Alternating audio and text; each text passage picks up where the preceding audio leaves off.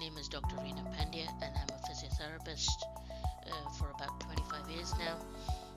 Since past 15 years, I've been working exclusively in MSK Physiotherapy. I'm a senior lecturer of physiotherapy at the moment, and I'm here to talk about plantar fasciitis. One of the reasons I chose this topic was because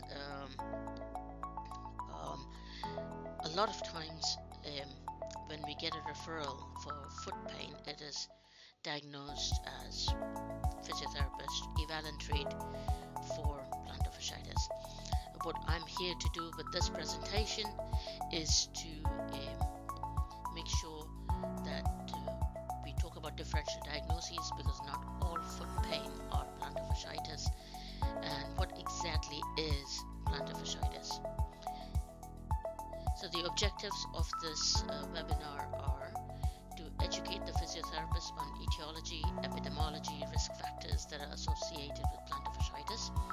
We will be also talking about the clinical features of plantar fasciitis alongside with the diagnostics that we use for it, what are the physical exam techniques and the imaging modalities, and we will be talking about some evidence-based treatment strategies, some of the techniques that we use in our clinical world, as well as the recent research on plantar fasciitis.